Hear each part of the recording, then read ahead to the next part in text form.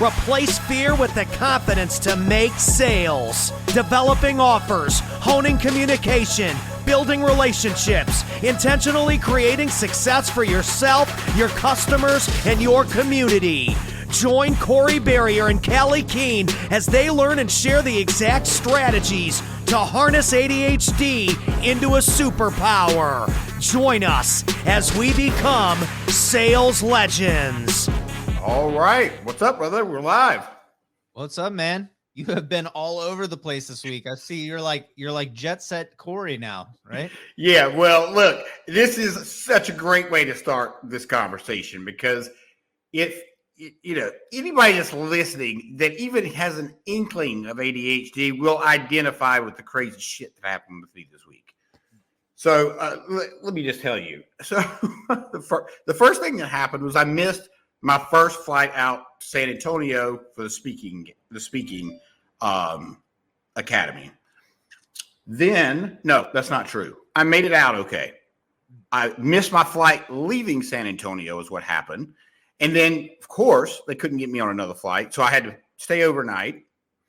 I get back to Raleigh finally on Wednesday and then fly back out on Thursday. I get to the airport on Thursday, miss my fucking flight again. Oh, I missed the flight again. So then I left my phone in the back of an Uber. Like, it has been as ADHD as I possibly could have been this week. And this is one of those weeks, Callie, that you're like, just kick the shit out of yourself. You know what I mean? Mm-hmm. Like, I don't usually have a lot of those weeks. This week was one of those weeks. I'm like, damn, dude. Like, well, you're moving through a lot of evolutions too. You're making moves. You're talking to people. I don't think we want to share right now all the different pieces that you're putting into place, but it's a lot to just mentally process. And I think really that's what it is. It's like you're putting a lot in the hopper, right? You're putting a lot of irons in the fire for later this year, or even like later, just like next month, right? So then you're like mentally processing all those pieces. And then little things like, I got to pack my suitcase for tomorrow morning, and tomorrow morning's come and you haven't packed your suitcase, right? Which is exactly what happened. Yeah. That's exactly what happened. I mean, like, it is like, and look, it all comes down to organization, really. And, it is what it is. But all right, so let's dive into, the topic today. I love this because this is, having a powerful discovery method, asking valuable customer pain points, right? And this comes with, even if it's your customer currently, you still have to ask valuable customer pain points, right? You still have to ask hard questions. And sometimes, Callie, these questions are uncomfortable, right? Like, why don't you just stay where you are and not do anything about your situation? Yeah, and keep complaining. What's wrong with where you're at right now? Right. Yeah. Like, I could always do better. I'm like, that doesn't sound like a customer I want to chase after. Right. I could always be a little bit better. Like, right. That's how being alive works. That's not how a burning bridge problem works, right? I'm on a burning bridge. I need help. I'll sell to that guy, right? Beyond the guy I'm on a leisurely stroll.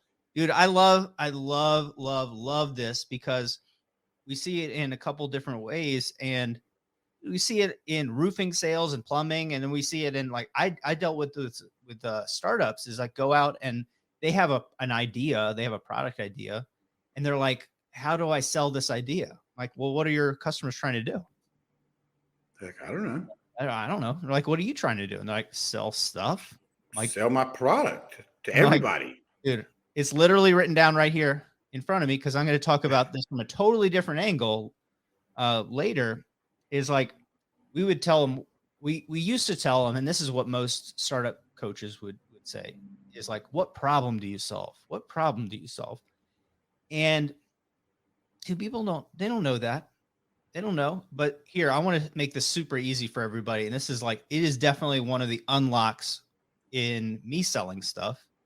And it's, dude, so easy. This is how you shift alignment. Instead of trying to figure out what problem you solve, you figure out what your customers are trying to do. And I just go ask them and say like, well, what are your customers trying to achieve? And they're like, they have a flooded house. Like, no. What would it be like if they, what do they feel when they have a flooded house, right? They feel anxiety. They feel like that they are inadequate as a provider. They feel like their investment is being damaged. So they have fear and loss and all of these emotions. I was like, so what do you sell? You sell the opposite of that. You sell assurance. You sell comfort. You sell one of those burdens is not on their plate. You're going to take that off of your hands. You sell them freedom, peace of mind, these powerful things. That's what you're selling them. That's what the problem that you solve is that they don't have problems. And if you can tap into that emotion and that power of that thing and say, well, what are they trying to achieve? They're trying to move on with their life.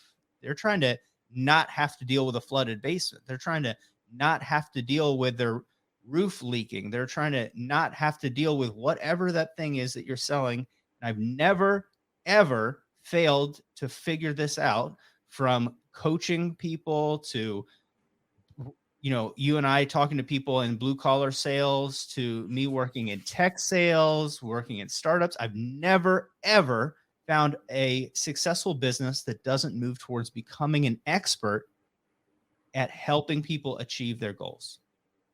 Absolutely. You're right. And so, I want to kind of pivot this for a second. And I had this conversation with a guy this weekend, and he's wanting to produce a product. And I asked him, I said, well, how do you know who's going to buy the product? I said, who, or better yet, maybe the better question is, who's going to buy the product? Who wants the product? How do you know people want the product? And he was like, I don't know. I'm like, well, you got to find that out, because that's cool. He was like, I think it would be great. It's literally what he'd say. He was like, because I think it would be good. I'm like, here's the problem with that. Everybody's doesn't think like you. And so even though you think it's the coolest shit on the planet, if 99.9% of the rest of the planet don't think it's cool, it's not cool, man. Right.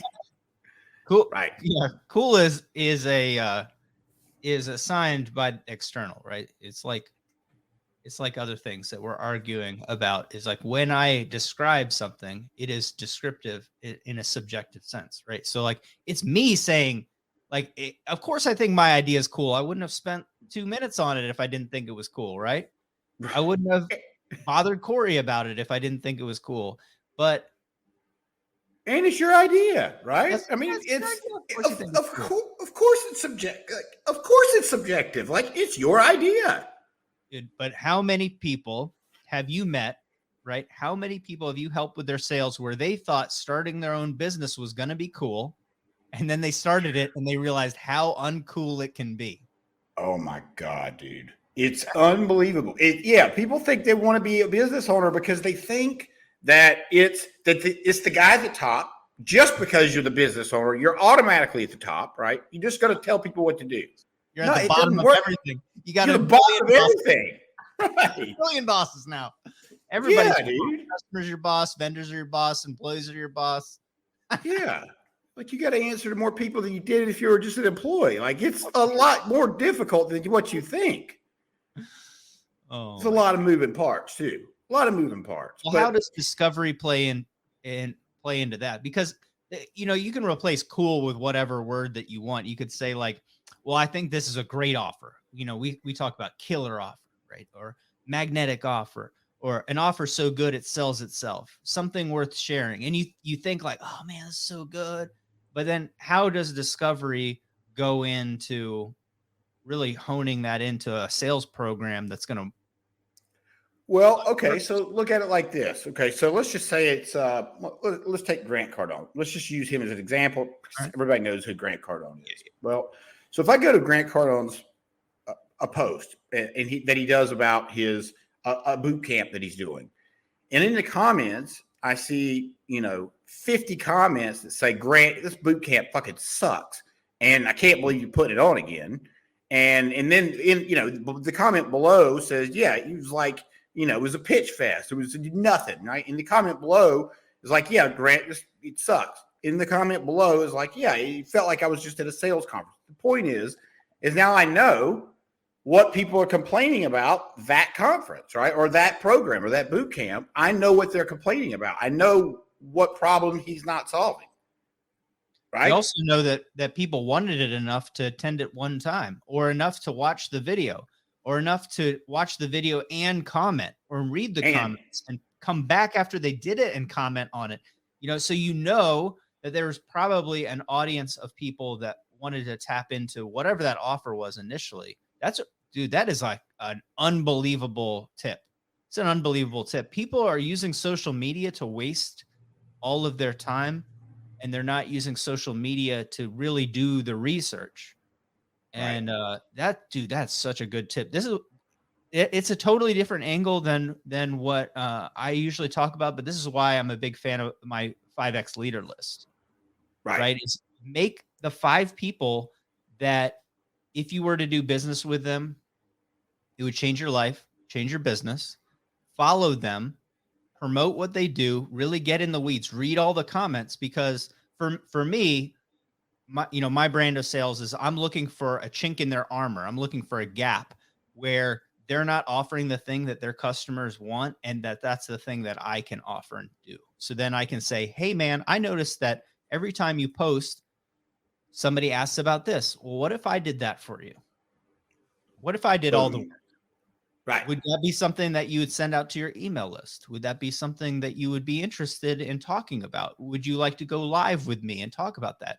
Boom. Now I have access to all of Grant Cardone's customers. Right. Right. But for what me, is what my thing, but like we're just going to continue that. Yeah. But what do you not do? What you don't do is say, hey, Grant, I can help you with this thing. And by the way, we'll split whatever we make on it. We'll split the money, man. Yeah. He's like, yeah, sure thing. No. Right. I mean, like and that's where a lot of people mess up. We've talked about this, and I'll tell you a really funny story, and it also actually involves Grant. So, Sean's marketing guy, one of Sean's marketing guys, he's got 2 guys, Matt and Alex. And so Matt told a story this weekend, or this at the fly-in, and he said, give everybody a little bit of background for yeah, sure. So we're part of the Lions Den, which is Sean Whalen's group, coaching group, entrepreneur group, a lot of business owners, a lot of salespeople. And so we do in our group, they do a Friday fly-in. I call it a Friday fly-in, but really it's a Thursday fly-in. And you come and you hang out with Sean for the day and learn from different people. Ryan Williams was there, which was super cool. And Brian and Bobby he wasn't there for that. But anyway, point is, like, it was really cool. And so they were telling us about how they did. Matt was telling the group and telling Sean for the first time how he got to Sean. And he said it was really simple. He said, I went to, dude, you're gonna lose your mind when I tell you this. He said, I went to Grant Cardone's page.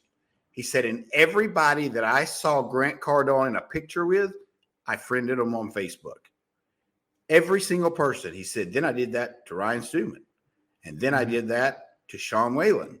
And look where I'm sitting right now, on the stage in Sean Whalen's warehouse as his CMO or whatever he is. Mm-hmm. Right. And so the point is, it's exactly what we've been working on to a degree. A little bit different angle, a little bit more in depth.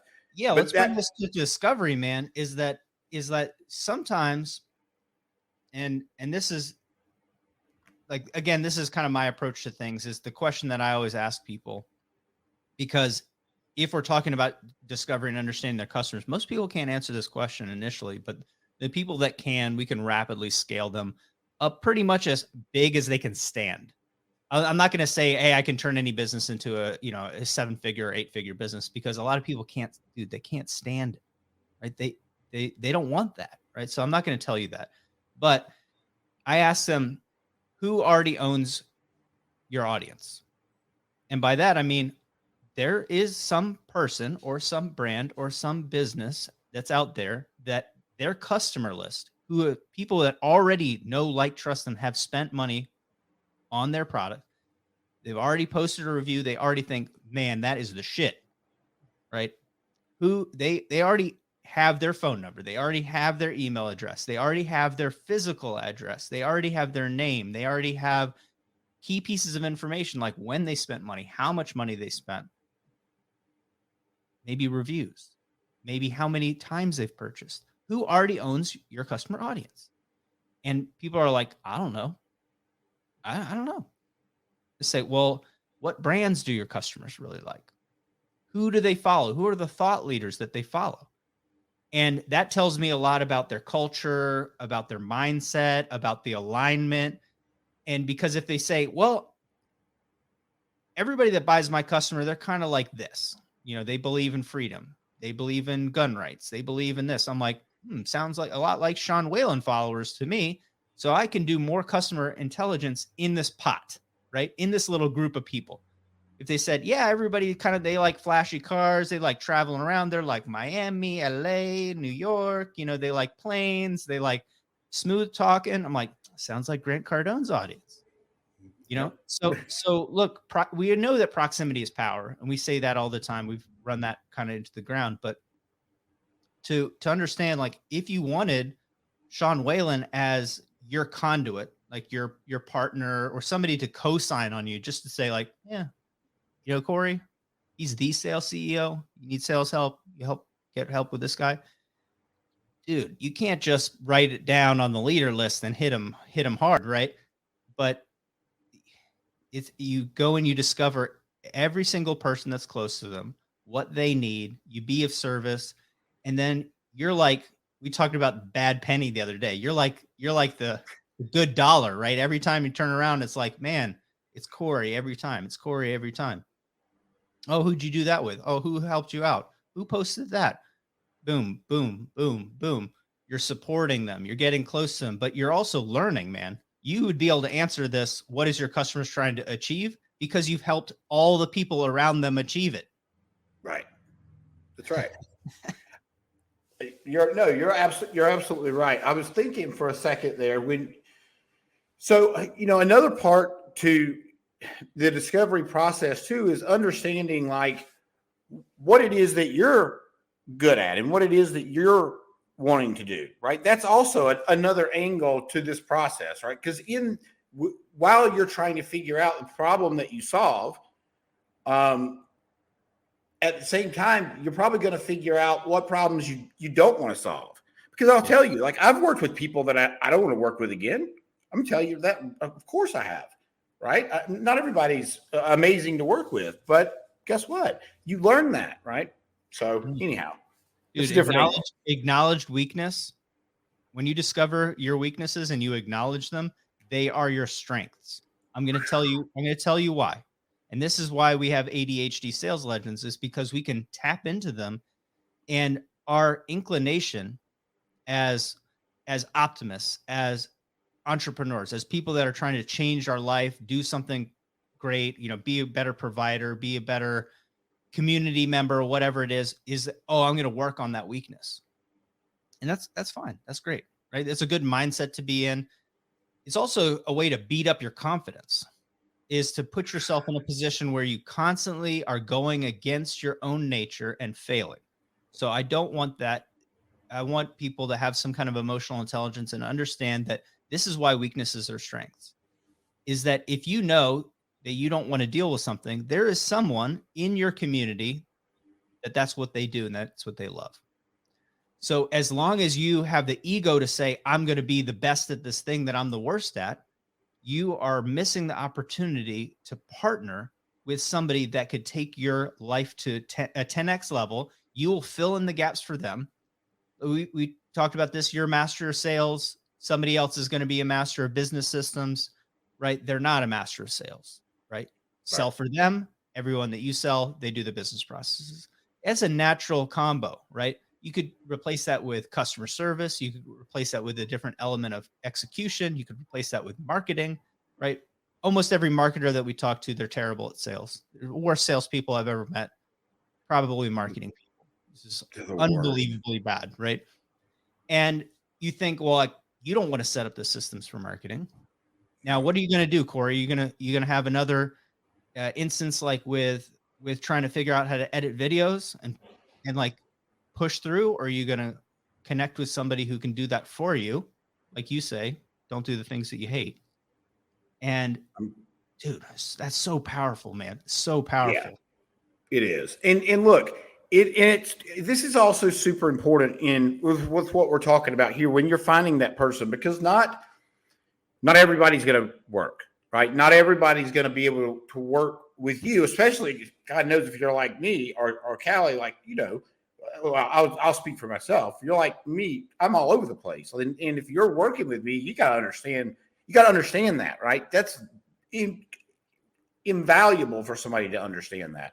So when you're hiring people out, make sure that you communicate with them why you're hiring them out and your issue, like your pain points. For example, like if it's following up, or if it's sending an email, or whatever the thing is, doesn't matter what it is, right? So, but yeah, you've got to hire that stuff out, because if you focus on the things that you're not good at, you're literally wasting time and missing opportunities and you're costing yourself money is what you're really doing.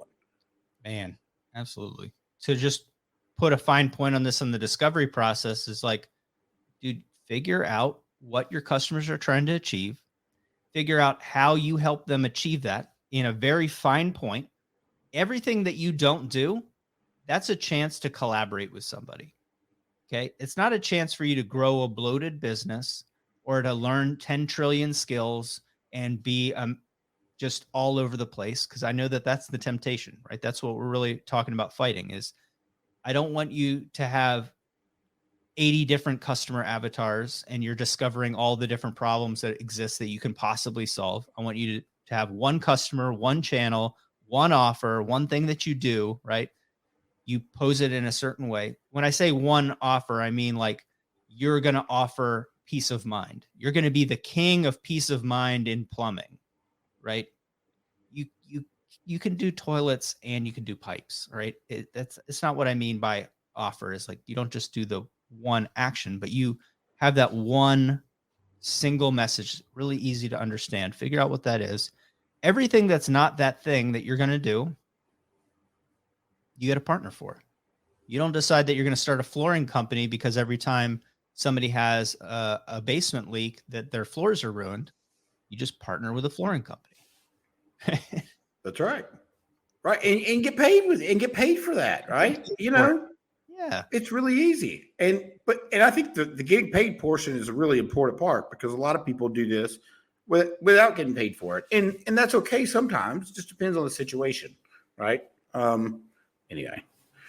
But yeah, I think that's great, man. I love this part. I love asking valuable customer pain points. I love asking valuable customer questions. I think questions are, man, I mean, that's where you get to it's how you get to the solution. You just have to ask really great questions. This is what I really like about your program, man, is teaching people this, because I don't think anybody that you've talked to or that we've talked to, they even have a discovery process in there.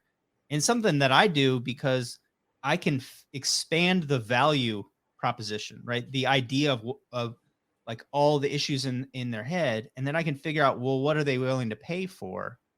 If I could say like, hey, what are you trying to do? I'm trying to do this, I'm trying to do this. There's like other opportunities, but also I want people to take this and dial it back in time a little bit too. If you're thinking about starting a business, you're thinking about launching or selling a new service, selling a new product, go out and talk to 10 people, 10 of the same kind of person. So people that belong to your community, that are possibly your type of customer, your customer avatar, and just ask them like, hey, you're a homeowner, hey, you're a homeowner that has, lived in your house for 20 years. Hey, you're a product business that just did investment raise 2 years ago. Hey, and I talked to 10 of those types of people and say, tell me about that. And guess what, Callie? What's the word? The best or the worst thing, whichever way you want to look at it, that's going to happen is you might just find out this is not what you want to do. This is not what you need to do. The worst thing that is going to happen is I'm going to take those people and I'm probably going to direct them to go talk to a friend of mine and say, that's not really what I do, but I'm like, hey, this is one of the reasons I get on the phone with people a couple times a week. 99% of the time, I am not the person that they're going to hire. 100% of the time, I find a way to help them, whether it's something I know or a way to direct them to somebody that I know, right? I've sent people to you, send people to our friends, etc. But like what that does for me is I'm not worried about making a sale there. What I'm worried about is making a friend, building a community, and figuring out what the hell do people actually want? What are they trying to achieve? What do they know? How do they talk about it? Because then when I go and sell, I can almost make a little mental map like, okay, it's this kind of person. This is probably the fears that they have. And I can just listen to the story that they have and just say, oh, that's kind of like this person. And when I do that actual discovery process, it's just like in your program, and ask people what they're trying to do. Oh man, it's like I got the role playing practice, but not with the people on my team, but like with actual other people. Right. Right. Yeah. Yeah. Super. And that's right. And that's like the cherry on top that you get in practice, right? Yeah. Talking about what you're trying to do. So yeah, I think that's great, man. I think that's that's it. I think that's all I got. But listen, if you're watching this and you're not part of Sales Legends, the link is across the screen. We'll also put it in the comments and in the show notes. All right. Yep. Cool.